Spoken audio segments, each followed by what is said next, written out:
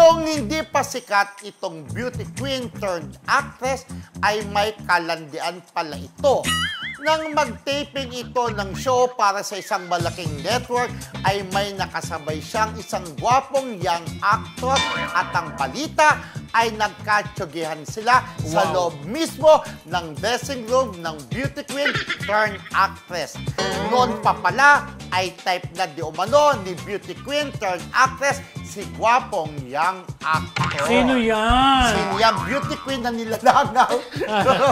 Yung beauty queen kasi talagang maganda. Kaya siyempre, natural naman sa atin na nagkakakras-krasan din, di ba? Type nyo yun. Nung nag-guest sila sa isang show ng isang malaking theater, taping yon.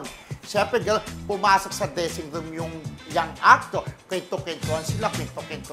Walang kasama yung beauty queen turned actress dun sa dressing room. Oh, kasi yung dressing room, di ba? Kadalasan ng dressing room, meron pang CR yan, na malaki. Di ba? So, pwedeng may maganap talagang milagro doon. Solo-solo nga. Ako nga, meron lang ng balta dating sikat na artiste. Nagkatsugian din.